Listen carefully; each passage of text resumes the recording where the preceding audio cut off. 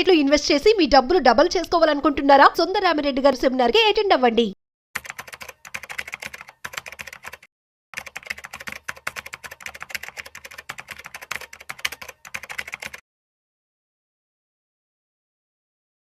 నమస్తే, welcome to Suman TV. నేను విష్ణు. ప్రస్తుతంతో పాటు సీనియర్ ఫైనాన్స్ ప్రొఫెషనల్ గిరిబాబు గారు ఉన్నారు. వారితో మాట్లాడదాం. సార్ నమస్తే. సార్ గిరిబాబు గారు నమస్తే అండి. సార్ గిరిబాబు గారు, ఇప్పుడు మ్యూచువల్ ఫండ్స్లో ఎస్ఐపి అనేది అందరికీ తెలిసిందే. ఎస్ఐపి అంటే ఒక సిస్టమేటిక్గా ఒక పద్ధతి ప్రకారం నెలకు ఎంతో కొంత ఇన్వెస్ట్ చేసుకుంటూ పోవడం, ఇది అందరం మాట్లాడుకునేదే అందరికీ తెలిసిందే. బట్ ఎందుకో ఈ మధ్య చాలామంది చెప్తున్నారు, అదేంటో విష్ణు గారు, ఎస్డబ్ల్యూపిని దాన్ని ఒక ప్రోడక్ట్గా మార్చేసేసారు. మాకు ఎస్ఐపి కాదు ఎస్డబ్ల్యూపి కావాలంటున్నారు అన్నారు. ఏంటి అసలు ఎస్డబ్ల్యూపి గోలా? యాక్చువల్గా రీసెంట్గా నాకు ఒక 10 కాల్స్ వస్తే 8 కాల్స్ నాకు ఎస్ఐపి వద్దు, మ్యూచువల్ ఫండ్స్ వద్దు, ఎస్డబ్ల్యూపి కావాలి. ఈ ఎస్డబ్ల్యూపీ కావాలి, నాకు అదేదో ఉందంట, ఎస్డబ్ల్యూపీ ఉంటుందంట కదా, డబ్బులు బాగా వస్తాయంట కదా, అదైతే బాగుంటుందంట కదా, ఇలా అడుగుతున్నారు. అసలు ఈ ఎస్డబ్ల్యూపీని ఒక ప్రోడక్ట్ చేసి పడేశారు. అందుకే మీకు ప్రత్యేకంగా చెప్పి దీని మీద ఒక వీడియో చేద్దాము కంపల్సరీ క్లియర్గా. అసలు ఎస్డబ్ల్యూపీ అంటే ఏంటి, అది ఎందుకు పుట్టింది, దాని నేపథ్యం ఏంటి, మీతో డిస్కస్ చేద్దాం అనుకున్నాను. అసలు ఈ ఎస్డబ్ల్యూపీ ఆవిర్భవించడానికి కారణం ఏంటి, దాని నేపథ్యం ఏంటి క్లియర్ ఎక్స్ప్లెయిన్ చేస్తాను. యాక్చువల్గా మనం కనుక ఒక 20-30 సంవత్సరాల వెనకకి వెళ్ళి ఒక 15 సంవత్సరాల నుంచి మనం మామూలుగా చూస్తూ ఉంటే, ఎప్పుడైతే ఈ ప్రైవేట్ కంపెనీస్ బాగా గ్రో అవ్వడం, గవర్నమెంట్ జాబ్స్ తగ్గడము మనం చూస్తున్నాం కదా. సో ఎప్పుడైతే ఏదైనా ఒక వ్యక్తి ఉద్యోగంలో చేరగానే, అరే నువ్వు ఇన్వెస్ట్మెంట్ చేసావా అని అడిగితే కూడా ప్రతి ఒక్కళ్ళు ఏం చెప్తారు, ఫస్ట్ మన చిల్డ్రన్ కోసం ఒక చిల్డ్రన్ పాలసీ అనో, లేకపోతే ఇల్లు కొనుక్కోవాలి, ఇల్లు కట్టుకోవాలి, లేకపోతే పిల్లల మ్యారేజ్ కోసం అనో ఏదో ఒక పాలసీలు ఉంటాయి. వాటితో పాటుగా నెక్స్ట్ చెప్పేది ఏంటంటే, గుర్తొచ్చేది ఏంటంటే పెన్షన్ పాలసీ. పెన్షన్ కావాలి, పెన్షన్ ఉంటే టెన్షన్ ఉండదు. ఓకే, సో నాకు ఆ పెన్షన్ పాలసీ కావాలని చెప్పేసి పెన్షన్ కావాలని చాలామంది ప్లాన్ చేస్తూ ఉంటారు. పెన్షన్ అనగానే ఫస్ట్ గుర్తొచ్చేది ఏంటంటే LIC pension policy, SBI life pension policy, లేదా హెచ్డిఎఫ్సి పెన్షన్ పాలసీ, ఇలా పెన్షన్ పాలసీలు గుర్తు చేస్తూ ఉంటారు, పెన్షన్ పాలసీ చెప్తూ ఉంటారు.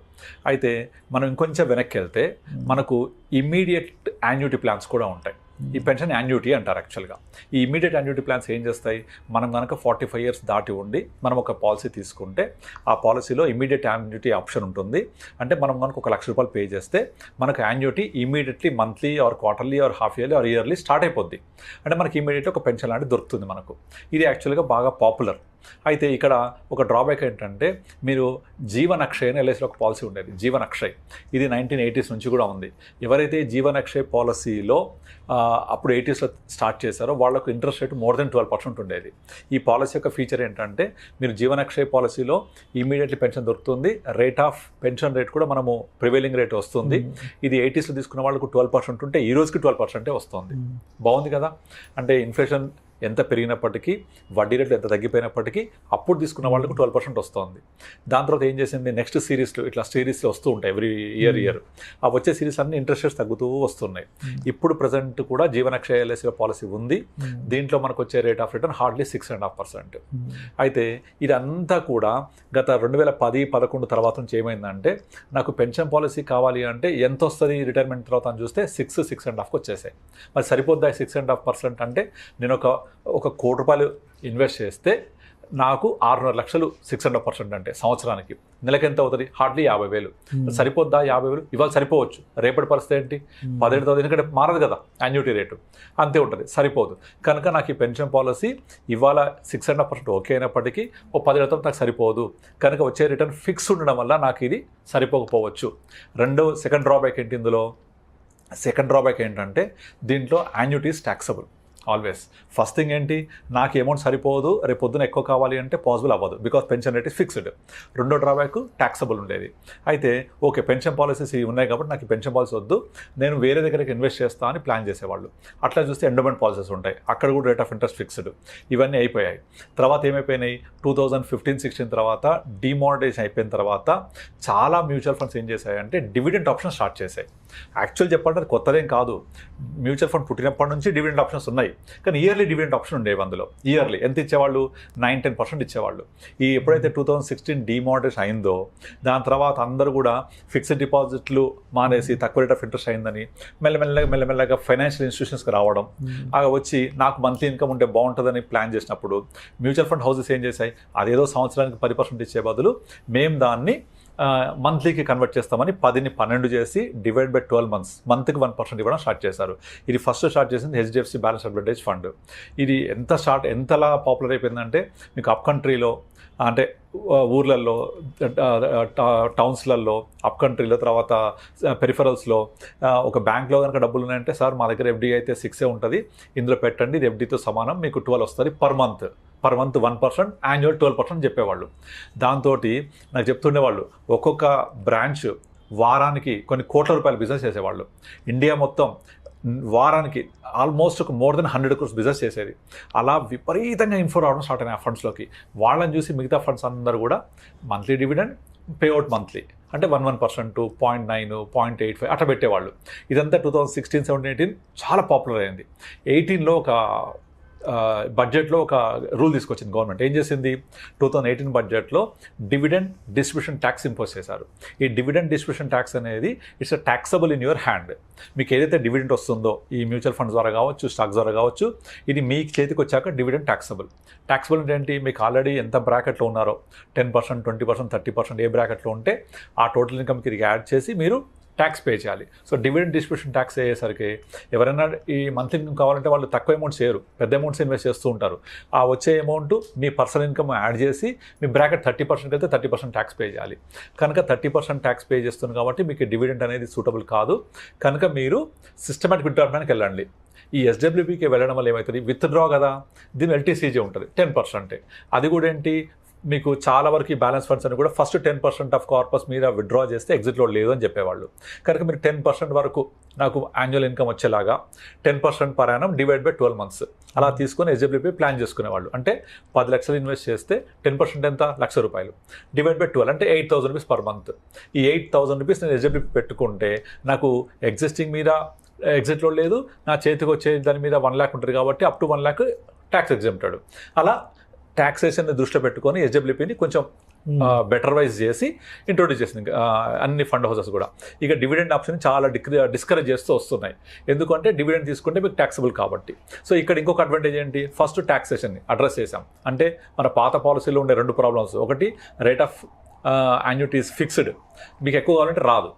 రెండోది వచ్చేసి ట్యాక్సేషన్. ఇక్కడ ఏంటి, ఇది మీరు 1 lakh తీసుకుంటారా, 1.5 lakh తీసుకుంటారా, 75 తీసుకుంటారా, మీ ఇష్టం. ఓకే, దీనివల్ల అమౌంట్ పెంచుకోవచ్చు. రెండోది మీకు దీని మీద లాంగ్ టర్మ్ క్యాపిటల్ ట్యాక్స్ 10%, అది కూడా ఫస్ట్ 1 lakh తర్వాత. ఇప్పుడు పెరిగింది, మారింది 12.5%. ఇప్పుడు ఫస్ట్ 1.25 lakh తర్వాత, అప్పుడు 10% ఫస్ట్ 1 lakh తర్వాత ఉండేది. కనుక మీకు ట్యాక్స్ పరంగా కూడా చాలా సులువుగా ఉంటే తక్కువ ట్యాక్స్ ఉంటుంది. సో ట్యాక్సేషన్ అడ్రస్ అయిపోయింది. తర్వాత రెండోది వచ్చేసి మీకు ఎంతైతే మార్చుకోవచ్చు, ఇది ఇంట్రొడ్యూస్ చేశారు ఎప్పుడు 18 తర్వాత. ఇక దాని తర్వాత ప్రతి ఒక్క ఫండ్ హౌస్, ఎస్బీఐ, ఏఎంసీ అయితే కంప్లీట్ డివిడెండ్సే ఆపేసింది. వాళ్ళ ఫండ్లో ఏ ఒక్క ఫండ్ కూడా డివిడెండ్ అనౌన్స్ చేయదు. అంటే మంత్లీ కాదు చెప్పేది, యాన్యువల్ కాదని చెప్పేది. అంటే యాన్యువల్ డివిడెండ్స్ అనేవి ఎప్పుడూ ఉన్నాయి, ఇప్పుడు ఉన్నాయి, కానీ మంత్లీ డివిడెండ్ ఆప్షన్ ఆపేస్తారన్నమాట వాళ్ళు. ఈవెన్ వాళ్ళ బ్యాలెన్స్ అడ్వాంటేజ్ ఫండ్లో కూడా మంత్లీ డివిడెంట్ ఉండదు.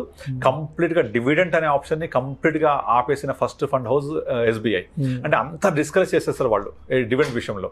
మీరు ఎస్డబ్ల్యూపీ ఉంది కదా, విత్డ్రా చేసుకోండి, ట్యాక్స్ పరంగా చాలా ఎఫిషియెంట్ ఉంటుంది, ఎంతగానో పెంచుకోవచ్చు, పెట్టుకోవచ్చు, తగ్గించుకోవచ్చు, ఇవన్నీ ఫ్లెక్సిబిలిటీ ఉంటాయని చెప్పేసి చేసేవాళ్ళు. ఇప్పుడు ఏమైపోయింది, ఇక అందరికీ కూడా ఓకే ఎస్డబ్ల్యూపీ పెడితే నాకు ఇంత డబ్బులు వస్తాయి, ఎస్డబ్ల్యూపీ పెడితే ఇంత నేను చేసుకోవచ్చు అనేది తీసుకోవడమే మాట్లాడుతున్నారు తప్ప అందరూ ఫస్ట్ ఇన్వెస్ట్ చేయాలి, దాన్ని పెంచుకోవాలి, కార్పస్ పెరుగుతుంది, నేను ఎప్పుడైతే అవసరమైద్దో అప్పుడు తీసుకోవాలి, నా గోల్ కోసం ప్లాన్ చేసుకోవాలి, రిటైర్మెంట్ కార్పస్ లాగా చేసుకోవాలి, నాకు ఎవ్రీ మంత్లీ కావాలంటే చేసుకోవాలి అని చెప్పేసి ఇలాంటి థాట్ ప్రాసెసే మర్చిపోయారు. కేవలం ఎస్డబ్ల్యూపీ తీసుకుంటే డబ్బులు వస్తాయని దాన్ని హైలైట్ చేస్తూ యూట్యూబ్లలో అక్కడిక్కడ చేయడం వల్ల చాలామంది దీని సెకండ్ పోర్షన్ చూస్తున్నారు. డబ్బులు వస్తాయి, నాకు డబ్బులు వస్తాయి, ఇంత మనీ వస్తుంది తప్ప ఏం చేయాలి, దీని ప్రాసెస్ ఏంటి, దీని యొక్క బ్యాక్గ్రౌండ్ ఏంటి, ఎందుకు ఇది ఉద్భవించింది, దీని యొక్క నేపథ్యం ఏంటి, ఎవరికి అవగాహన లేదు.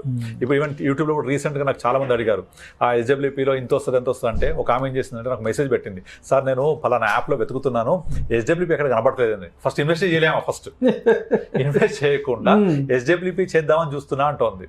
ఇన్వెస్ట్ చేశాక కదా SWP, ఇన్వెస్ట్మెంట్ వద్దు, SWP కావాలి, ఎక్కువ వస్తాయి అందులో. ఆప్షన్ ఎక్కడ ఉంది వెతుకుతుంది ఆమె, literally I show you the message also. ఆమె వెతుకుతుంది అనమాట, నేను SWP కోసం ఆప్షన్ వెతుకు దొరకట్లేదు, ఎక్కడ చేయాలి అది. ఫస్ట్ ఇన్వెస్ట్ చేయాలి కదా, ఇన్వెస్ట్ చేసి కదా దాన్ని కన్వర్ట్ చేసేది. విత్డ్రా చేసేప్పుడు మీకు మంత్లీ తీసుకోండి, క్రమానుగతంగా విత్డ్రా చేసుకునే ఒక విధానం అది. సిస్టమాటిక్ ఇన్వెస్ట్మెంట్ ప్లాన్ కి ఎగ్జాక్ట్లీ ఆపోజిట్ అది.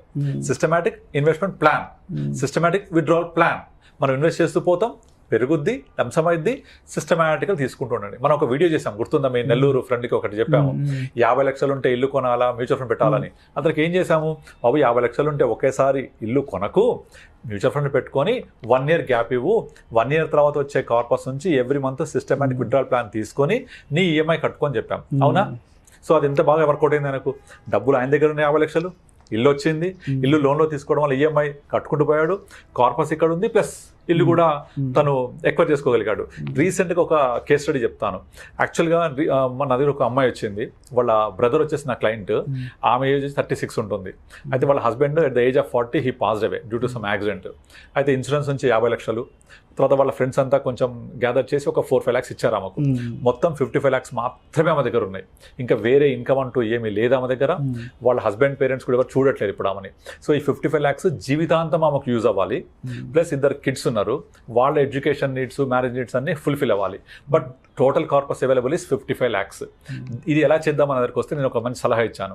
నార్మల్గా అందరు SWP ప్లాన్ చేసే వాళ్ళు చేసే తప్పు ఏంటంటే, ఈ 50 లక్షలు తీసుకెళ్ళి ఒక బ్యాలెన్స్ ఫండ్ లేకపోతే కన్జర్వేటివ్ హైబ్రిడ్ ఫండ్లో పెట్టేసి ఎవ్రీ మంత్ 6-7% తీసుకుంటూ ఉంటారు. అందరూ చేసే పని అది.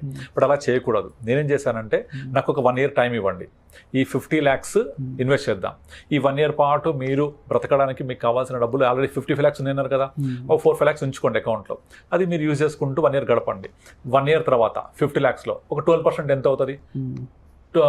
50 lakhs మీద ఎగ్జాక్ట్లీ 6 lakhs వస్తుంది. ఆ 6 lakhs నేను ఏం చేశానంటే 1 year తర్వాత ఎగ్జాక్ట్లీ కావాల్సిన 6 lakhsని వేరే ఫండ్స్ మూవ్ చేసాం. అంటే ఏంటవి, మన equity savings fund, conservative hybrid funds, balance advantage funds అని ఉంటాయి. Balance advantage fund BAF, conservative hybrid funds, equity savings. ఇందులో ఏంటంటే ఈక్విటీ పర్సెంట్ చాలా తక్కువ ఉంటుంది, like 10-20%, very very low fluctuation and regular మనకి ఇన్కమ్ ఇస్తాయి ఇవి. ఈ 6 lakhsలో నుంచి ఆమెకు కావాల్సిన 50 lakhsలో 1% ఎంత? 50,000. ఆ 50,000 తీసుకోవడానికి కావాల్సిన 6 lakhs పక్కన క్రియేట్ చేసి పెట్టాను.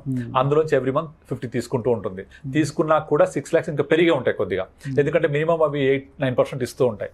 మళ్ళీ 1 year తర్వాత నా 50 lakhs మళ్ళీ పెరిగింది కదా, ఇక్కడ ఇచ్చేస్తాను, మళ్ళీ మూవ్ చేసి తీసుకుంటుంటాం. అయితే ఈ మధ్యలో ఏమైపోయింది, లాస్ట్ 1.5 yearలో మార్కెట్ బాగా పెరిగింది కదా, instead of 12% this has generated more than 20%. ఎందుకు అంటే నా రెగ్యులర్గా ఏదైతే ఫండ్స్ జనరల్గా అడ్వైస్ చేస్తుంటానో, large cap, large mid cap, small cap, mid cap, కొంచెం సెక్టోరల్ ఎక్స్పోజరు, ఇవన్నీ ప్రాపర్గా బ్యాలెన్స్ చేయడం వల్ల దీని రిజల్ట్ ఎక్కువ ఉంటుంది, రిటర్న్స్ ఎక్కువ ఉంటాయి. దాన్ని తీసుకొని ఎవ్రీ ఇయర్ మనం ఇలా ఒక కార్పస్ క్రియేట్ చేసుకొని ఆ కార్పస్ నుంచి విత్డ్రా చేసుకుంటూ పోవాలి. ఇలా చేయడం వల్ల మన బేస్ ఫండ్ ఏమో బాగా పెరుగుద్ది, ఇక్కడ నుంచి మనకు కావాల్సిన మంత్ ఇన్కమ్ ఇక్కడ నుంచి వస్తూ ఉంటుంది. అంటే 2 బైఫర్కేట్ చేయడం వల్ల. యాక్చువల్గా చేసేది ఏంటంటే, అందరూ ఈ పని చేయకుండా చాలామంది అడ్వైజర్స్ కానీ ఇన్వెస్టర్స్ కానీ తీసుకెళ్లి బ్యాలెన్స్ అడ్వాంటేజ్ ఫండ్ పెట్టేసుకొని నేను ఎవ్రీ మంత్ తీసుకుంటూ పోతా అని చెప్తారు. అలా తీసుకుంటూ పోతే ఈ ఫండ్ కొంచెం కన్జర్వేటివ్గా పర్ఫామ్ చేస్తుంది. గతంలో చేసిందే, ఇప్పుడు అంత కష్టం రావడం ముందు కనుక మీకు పర్ఫార్మెన్స్ ఆఫ్ ది ఫండ్ అనేది ఎక్కువ అగ్రెసివ్ ఉండదు, రిటర్న్స్ తక్కువ ఉంటాయి, గ్రోత్ తక్కువ ఉంటుంది.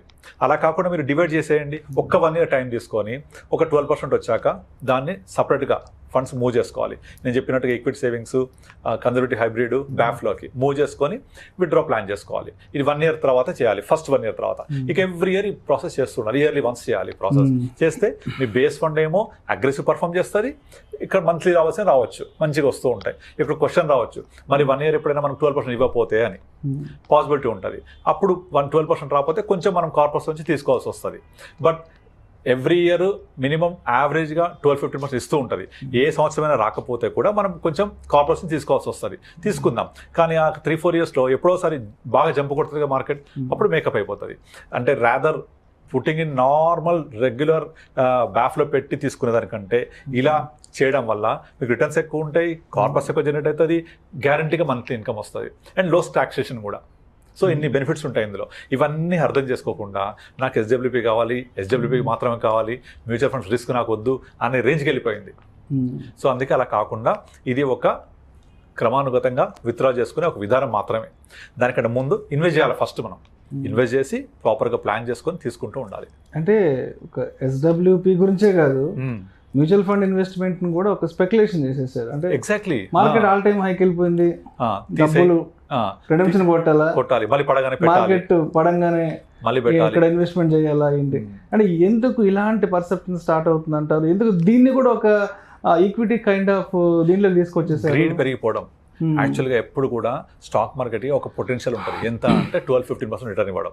కానీ లాస్ట్ 4 yearsలో స్టాక్ మార్కెట్ ఎప్పుడు చూడనంతగా విపరీతం రిటర్న్స్ ఇచ్చింది. అంటే 2025 ఏప్రిల్లో మనం 25,000 సెన్సెక్స్ అనుకుంటే ఇవాళ 82,000 సెన్సెక్స్ ఉంది కదా. అంటే 4 yearsలో 2020 ఏప్రిల్ టు 21, 22, 20, 24 అంటే 4.5 yearsలో 3 times పెరిగింది. జరుగుద్దా నార్మల్గా ఇట్లా? ఎప్పుడు జరగదు కదా. ఇది సెకండ్ టైం జరగడం. యాక్చువల్గా 2005, 6, 2007 ఈ 3 yearsలో Sensex has moved from 6,000 to 21,000 అంటే ఆల్మోస్ట్ 3.5 times పెరిగింది. కానీ 2008 జనవరిలో ఏమైంది? మొత్తం వరల్డ్ వైడ్ రిసెషన్ వచ్చి మొత్తం ఎక్కడి నుంచి అయితే ప్రారంభమైంది మార్కెట్ 6,000 మళ్ళీ 21,000 నుంచి అదే 7,000 పడిపోయింది. అది కరెక్ట్గా అప్పుడు జరిగింది కదా. అంటే 2006 to 2005, 6, 7 3 years పెరిగిందంతా 9 monthsలో మొత్తం వెనక్కి వచ్చేసింది. వచ్చి మళ్ళీ 20,000 రావడానికి 5 years పట్టింది. కానీ ఈసారి అలా కాదు. 2020 ఏప్రిల్లో 25,000 నుంచి స్టార్ట్ అయ్యి ఇవాళ 80,000 చూస్తున్నాం. కానీ మార్కెట్ ఎప్పుడు పడుద్ది, మళ్ళీ ఎంత పడుద్ది, మళ్ళీ రికవరీ ఎట్లయితుంది అనేదానికి ఆన్సర్ లేదు. కాకపోతే అప్పటికిప్పటికి డిఫరెన్స్ ఏంటంటే అప్పటి మార్కెట్ని కంప్లీట్గా ఎఫ్ఐఐస్ ముందు నడిపించారు. 70-80% ఇన్వెస్ట్మెంట్స్ అంతా ఎఫ్ఐఐస్ది, ఫారెన్ ఇన్స్టిట్యూషనలైజ్డ్ ఇన్వెస్టర్స్ది. బట్ ఇప్పుడు రివర్స్, 70% అంతా డొమెస్టిక్ ఇన్వెస్టర్స్ది, అంతా మన వాళ్ళే ముందు నడిపిస్తున్నారు. అసలు మార్కెట్ పడింది అంటే నెక్స్ట్ డే పంపింగ్ మనీ హ్యూజ్గా, అసలు ఎఫ్ఐఐస్ రోల్ చాలా తగ్గిపోయింది. సో ఇప్పుడు మన ఇండియన్ ఇన్వెస్టర్స్ ముందుండి మార్కెట్ తీసుకెళ్తున్నారు. ఎంతకాలం అయితే లిక్విడిటీ ఉంటుందో అంతకాలం నడుస్తూ ఉంటుంది. ఈ లిక్విడిటీ కూడా ఏంటి, ప్రజెంట్ స్టాక్ మార్కెట్ ఎప్పుడు స్టాక్స్ లిమిటెడ్ సప్లై, కానీ because of more demand, because of more liquidity, higher the price is chasing for next higher price. ఇప్పుడు మన దగ్గర అందరి దగ్గర సేమ్ షేర్స్ ఉన్నాయి క్వాంటిటీ. మీరు ఒక 100 రూపాయలు అమ్మారు, 105 కొంటున్నా, ఇంకోటి 110 కొంటా అంటున్నాడు, ఇంకో 120 కొంటా అంటున్నాడు, పెరిగిపోతుంది కదా. So when more too much money chase too little goods, price will increase. Real estate కానీ దేనికైనా వర్తిస్తుంది. సో ఈ లిక్విడిటీ ఎప్పుడు అయిపోద్ది, ఎప్పుడు డబ్బులు అయిపోతాయో అప్పటిదాకా నడుస్తూనే ఉంటుంది. సో ఎప్పుడు తెలియదు. యాజ్ ఎ కన్క్లూజన్ ఏం చెప్తా అసలు ఆడియన్స్ కంటే, ఎస్డబ్ల్యూపీని కూడా ఎస్ఐపి లాగా కన్సిడర్ చేసేసారు కాబట్టి ఏంటి కన్క్లూజన్ అని చెప్తారు? సో ఎస్డబ్ల్యూపీ అనేది మనము గోల్ రీచ్ అయినప్పుడు అందులో నుంచి లబ్ధి పొందే విధానం మాత్రమే. ఇది ఇన్వెస్ట్మెంట్ విధానం కాదు. ఇన్వెస్ట్మెంట్ చేసిన తర్వాత మనకు వచ్చే ప్రతిఫలం ఇది. కనుక ఎస్డబ్ల్యూపీ అనేది లాస్ట్ జరుగుద్ది. మనకు నీడ్ గోల్ అవసరమైనప్పుడు లెస్ టాక్సేషన్ ఉంటుంది, ప్లస్ మనకు ఎంతకాలం అంతా పెట్టుకోవచ్చు, మన చేతిలో పని అది. కనుక దాన్ని అలాగా చూడండి తప్ప ఇన్వెస్ట్మెంట్ అనేది mutual fund, SIP is different. Invest చేసి పెరిగిన తర్వాత తీసుకునే విధానం అది.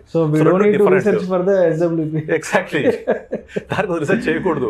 ఆల్రెడీ ఎస్ఐపి చేసుకుని వెళ్ళిన తర్వాత ఇప్పుడు నార్మల్గా ఎస్ఐపి చేసో లేకపోతే ఇప్పుడు నేను చెప్పిన ఎగ్జాంపుల్లో ఒకేసారి పెట్టింది, అలా ఒకేసారి పెట్టిన కేసులు కొన్నే ఉంటాయి. దాదాపు ఏం చేస్తారు, 30 years 40 years ఏ వ్యక్తి ఉన్న వ్యక్తి చేసుకుంటూ వెళ్ళి 55-60 వచ్చిన తర్వాత మొత్తం కార్పస్ అంతా కొంచెం కన్జర్వేటివ్ చేసుకొని కొంత బ్యాలెన్స్ చేసుకొని విత్డ్రా చేసుకుంటూ వెళ్ళాలి. That's what we are saying. అప్పుడు నీ కార్పస్ డిస్టర్బ్ అవ్వదు, నీకు రెగ్యులర్ క్యాష్ ఫ్లో వస్తుంది, టాక్సేషన్ తక్కువ ఉంటుంది. చాలా ఈ 3 బెనిఫిట్స్ ఉంటాయి. కనుక దీన్ని ఎస్డబ్ల్యూపీ అనేది ఒక విత్డ్రా చేసుకునే విధానం మాత్రమే, అది ఇన్వెస్ట్మెంట్ విధానం కాదు. ఇన్వెస్ట్ చేశాక వచ్చేది అది, అది అర్థం చేసుకోవాలి. Thank you sir, thank you so much. Thank you అండి.